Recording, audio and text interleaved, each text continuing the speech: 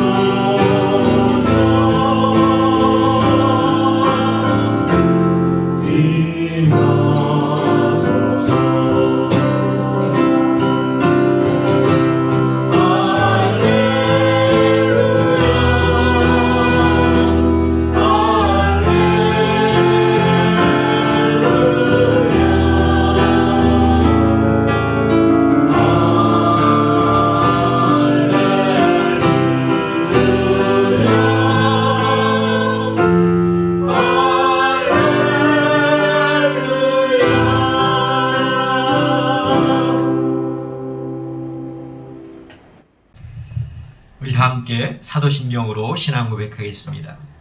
나는 전능하신 아버지 하나님 천지의 창조주를 믿습니다. 나는 그의 유일하신 아들 우리 주 예수 그리스도를 믿습니다.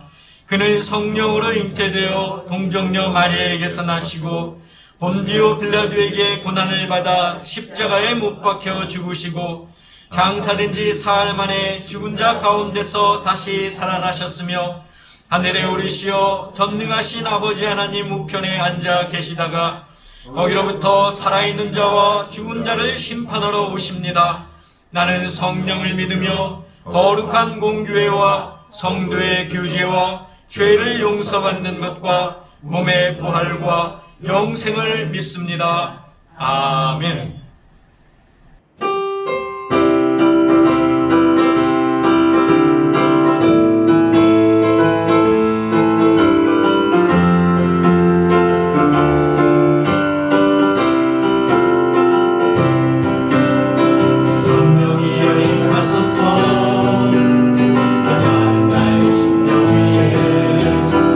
주님의 은혜의 감기로 날 뻗어쳐주여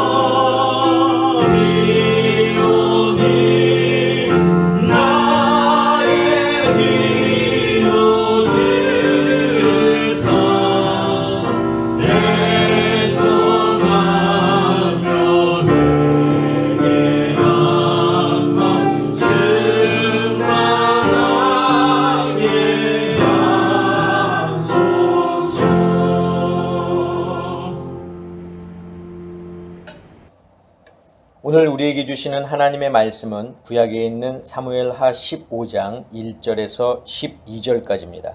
제가 봉독하겠습니다. 그 후에 압살롬이 자기를 위하여 병거와 말들을 준비하고 호위병 50명을 그 앞에 세우니라.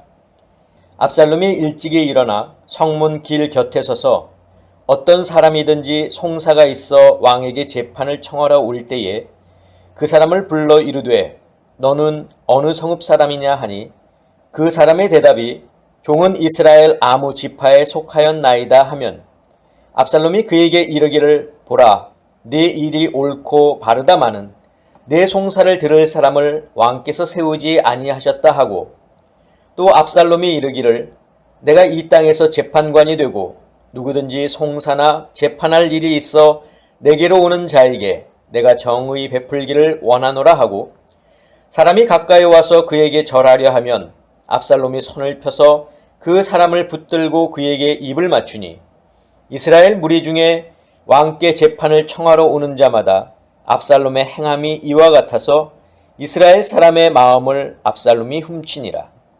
4년 만에 압살롬이 왕께 아뢰되 내가 여호와께 서원한 것이 있사오니 청하건대 내가 헤브론에 가서 그 서원을 이루게 하소서. 당신의 종이 아람 그술에 있을 때에 서원하기를 만일 여호와께서 반드시 나를 예루살렘으로 돌아가게 하시면 내가 여호와를 섬기리이다 하였나이다. 왕이 그에게 이르되 평안히 가라 하니 그가 일어나 헤브론으로 가니라. 이에 압살롬이 정탐을 이스라엘 모든 지파 가운데에 두루 보내 이르기를 너희는 나팔 소리를 듣거든 곧 말하기를 압살롬이 헤브론에서 왕이 되었다 하라 하니라. 그때 청함을 받은 200명이 압살롬과 함께 예루살렘에서부터 헤브론으로 내려갔으니 그들은 압살롬이 꾸민 그 모든 일을 알지 못하고 그저 따라가기만 한 사람들이라. 제사 드릴 때에 압살롬이 사람을 보내 다윗의 모사 길롯 사람 아히도벨을 그의 성읍 길로에서 청하여 온지라. 반역하는 일이 커감에 압살롬에게로 돌아오는 백성이 많아지니라. 아멘. 기도하겠습니다. 사랑의 아버지 하나님 감사합니다. 오늘도 저희들을 주님 앞에 서게 하시고 또 이 시간 경건한 마음으로 주님의 말씀을 듣게 하시니 감사합니다. 오늘도 저희에게 주시는 말씀이 생명의 양식이 되게 하시고 이 세상을 살아가는 귀한 지표와도 같은 말씀이 될 수 있도록 저희들을 인도하시고 주장하여 주시옵소서. 예수 그리스도의 이름으로 기도하옵나이다. 아멘. 사랑하는 성도 여러분, 지난 일주일도 주님의 은혜 가운데 거하시고 또 주님의 말씀에 순종하며 사셨습니까? 우리가 매일매일 하루의 삶이 우리에게 주어진 호흡과 이 생명이 여호와께 있음을 여러분들 기억하시고 우리가 하나님의 백성으로 하나님의 말씀에 따라 사는 저와 여러분들 되시기를 간절히 부탁을 드립니다. 자, 우리는 지난주에 아버지 다윗에 대한 원망이 분노로 변하면서 그것을 참지 못해 형 암논을 죽이고 또 아버지를 용서하지 못해서 아버지의 권위에 도전하는 압살롬에 대한 말씀을 들었습니다. 자, 분노는 비록 죄는 아니지만 사탄에게 우리를 내어주는 그런 기회를 제공하기 때문에 분노하게 되면 악을 행하고 또 죄를 지을 확률이 높아집니다. 자, 그래서 성경은 분노하지 말고 또 분노하여도 죄를 짓지 말며 또 해가 지도록 분을 품지 말라고 말씀합니다. 자, 분노를 다스리기란 쉽지 않지만 분노를 다스릴 수 있는 방법은 사도 바울의 말씀처럼 용서하는 길뿐입니다. 그 용서는 일반적인 그런 용서가 아니라 그리스도 안에서 하나님이 우리를 용서하신 같이 우리도 서로 용서하는 것입니다. 자, 그래서 마음속에 분이 차고 넘쳐도 우리를 용서하신 하나님의 마음으로 우리도 분노를 용서로 바꾸는 성도들이 되자라고 제가 지난주에 말씀을 드렸습니다.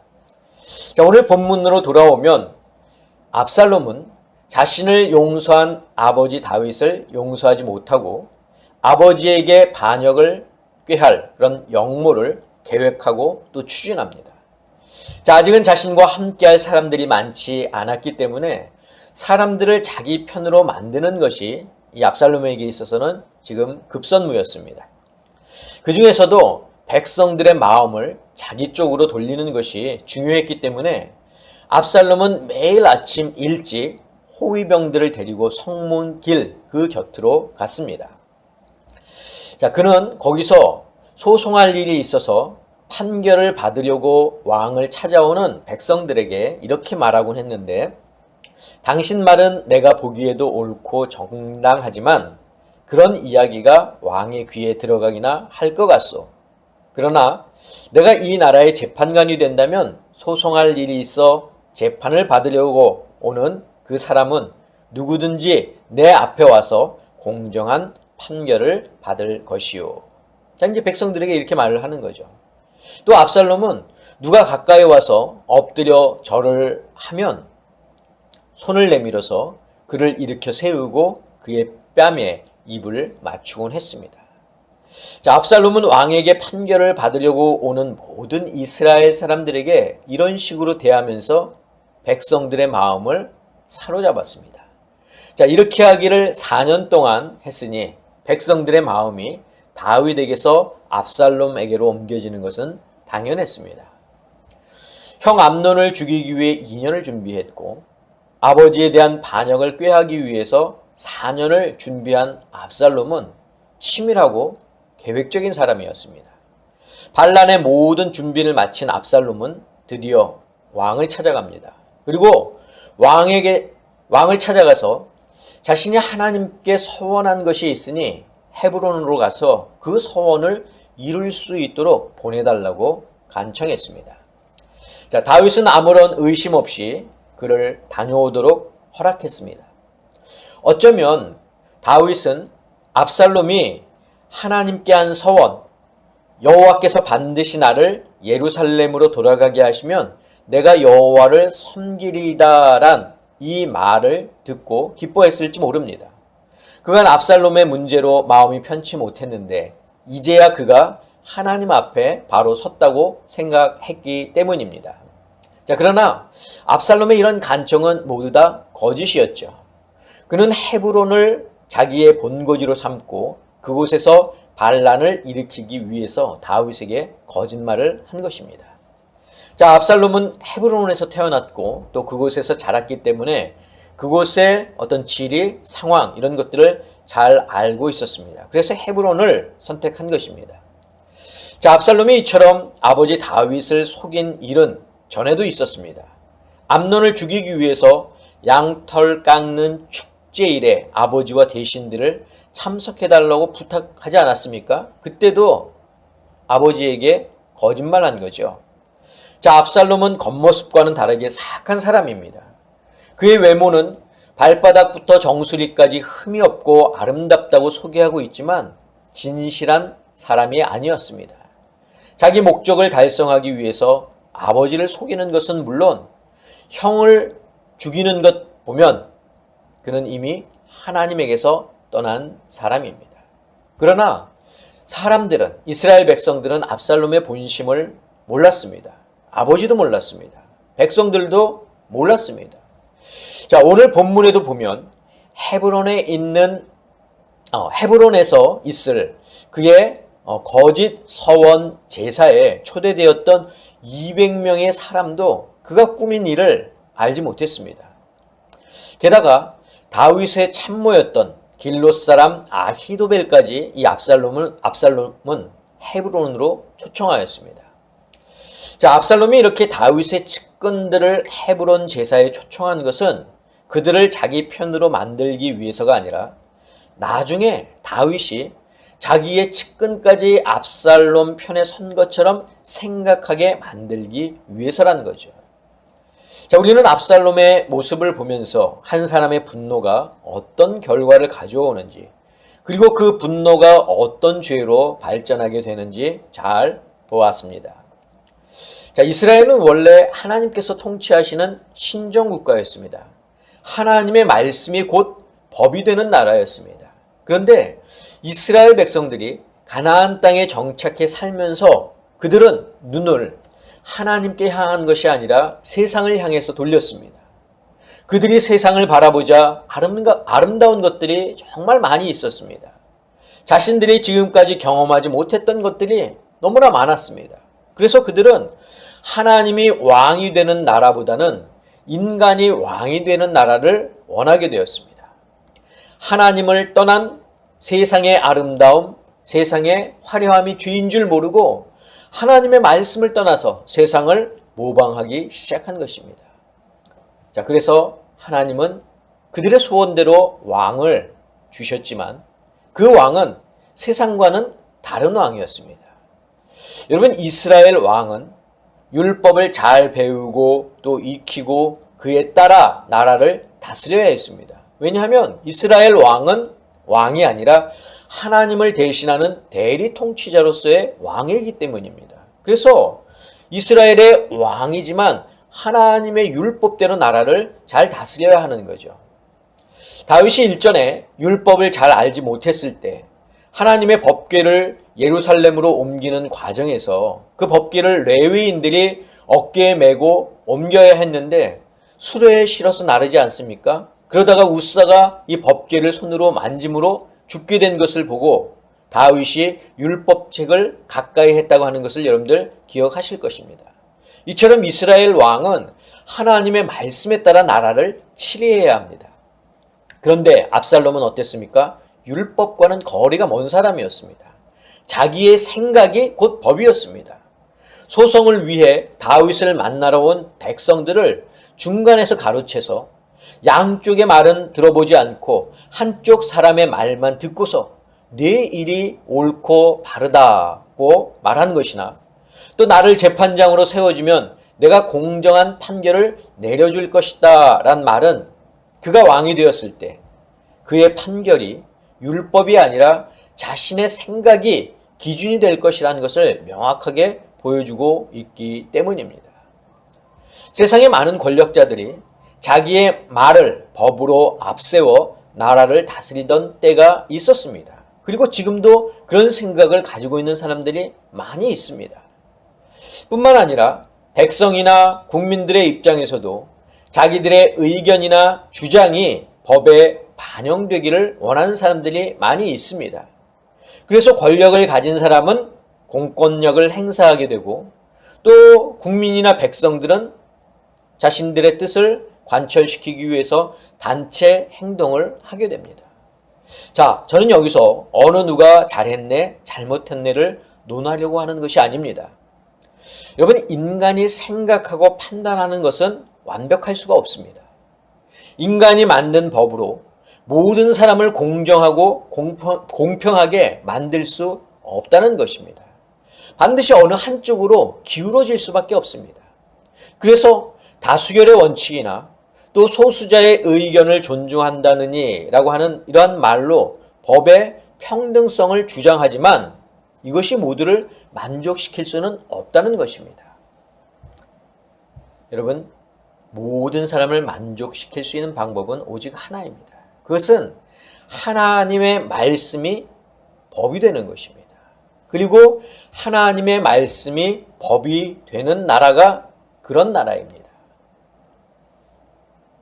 그 나라는 곧 하나님이 왕이 되시는 나라죠.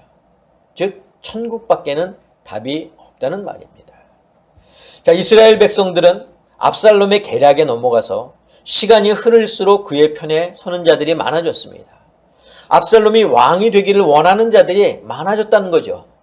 겉으로 보이는 압살롬의 외모와 백성을 위하는 척하는 그의 관심과 친절이 사람들의 눈을 어둡게 한 것입니다. 이런 압살롬이 이스라엘의 왕이 된다면 우리는 그 나라가 어떻게 될지 불을 보듯 뻔합니다.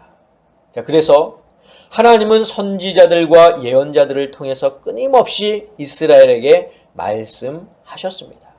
하나님을 떠나지 말 것을, 하나님의 말씀을 가까이 할 것을 하나님은 원하고 계셨던 겁니다. 자, 그렇다면 우리의 모습은 어떻습니까? 우리는 지금 하나님의 자녀로, 하나님의 백성으로 살아가고 있습니다. 하나님을 우리의 아버지로, 하나님을 우리의 주로 모시며 살아가고 있습니다. 그런데 하나님의 말씀이 내 삶에 법이 되지 못할 때가 너무나도 많다는 거죠. 하나님의 말씀이 내 삶의 기준이 되지 못하고 세상의 경험이, 세상의 법이 내 삶의 기준이 될 때가 너무나도 많이 있습니다. 그 이유는 우리는 신앙은 하나님의 법을 따르지만 우리의 육신은 세상 법에 속해 있기 때문에 그렇습니다. 하나님의 법과 세상 법이 한 방향으로, 같은 방향으로 나가면 문제가 없지만 하나님의 법과 세상 법이 서로 상반된다면 우리는 그 사이에서 갈등할 수밖에 없고 문제가 야기될 수밖에 없습니다. 둘로 나뉘고 갈라질 수밖에 없다는 거예요. 자, 이스라엘이라고 하는 나라에 두 왕이 생겨서 백성들이 갈팡질팡하는 것과 같습니다. 자, 비근한 예를 들면 동성애 문제가 그렇습니다. 하나님의 법은 이를 죄로 보지만 세상 법은 이를 죄로 여기지 않습니다. 자, 그렇다면 그 사이에 있는 우리 성도들은 어떤 법을 따라야 하겠습니까? 당연히 하나님의 법을 따라야 하겠지만 세상 법을 무시하자니 법의 처벌이 두렵고 그래서 갈등하고 있는 거 아닙니까? 사랑하는 성도 여러분, 아직도 많은 성도가 하나님의 나라는 죽어서 가는 곳으로 생각하고 있습니다. 그러나 정확하게 말하면 하나님의 나라는 이미 이 세상에 도래하였습니다. 하나님의 나라가 이미 내 안에 있습니다. 하나님의 나라는 예수님의 부활하심으로 완성되었고 우리 가운데 있다고 하는 사실입니다. 그것은 우리가 예수를 믿음으로 영생을 받았다고 하는 것으로서 잘 설명되고 있습니다. 여러분, 누가복음 17장에서 바리새인들이 하나님의 나라가 어느 때 임하느냐고 예수님께 묻습니다. 자, 그때 예수님이 이렇게 대답하시는데 우리 같이 20절, 21절을 보겠습니다. 예수께서 대답하여 이르시되 하나님의 나라는 볼 수 있게 임하는 것이 아니요 또 여기 있다 저기 있다고도 못하리니 하나님의 나라는 너희 안에 있느니라. 사랑하는 성도 여러분, 우리는 하나님의 백성입니다. 하나님은 우리의 왕이십니다. 세상 법이 아무리 좋고 평등하고 완벽하다 하더라도 하나님의 법 앞에서는 한낱 글자에 불과합니다. 지금 우리는 어디에 살고 있습니까? 하나님의 나라에 살고 있습니다. 하나님의 나라가 내 안에 있습니다. 그것은 곧 우리가 하나님의 말씀이 법이 되는 나라에 살고 있다는 것을 의미합니다. 그렇다면 당연히 하나님의 법을 따르는 것이 성도의 도리입니다.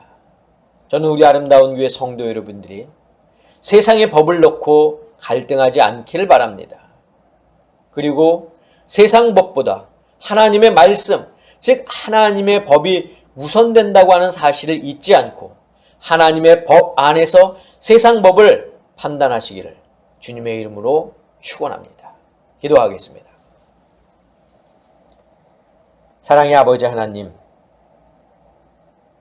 우리의 육신이 비록 이 세상 가운데 살고 있지만 우리는 세상의 법이 아니라 하나님의 법을 먼저 생각하며 그 법을 따르는 사람들이 되어야 함을 오늘 말씀을 통해서 저희에게 가르쳐 주시니 감사합니다.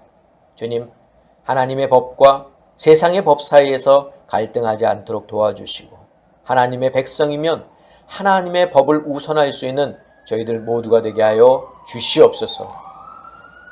이제는 우리 주 예수 그리스도의 은혜와 하나님의 그 크신 사랑하심과 성령님의 역사하심이 오늘 말씀을 듣고 하나님의 법을 지키며 하나님의 법에 따라 살기를 다짐하는 사랑하는 당신의 성도들 머리 위에, 저희들의 가정 위에, 건강 위에, 자녀들 위에, 직장과 사업과 일터 위에 지금부터 영원까지 함께하옵시기를 간절히 축원하옵나이다. 아멘.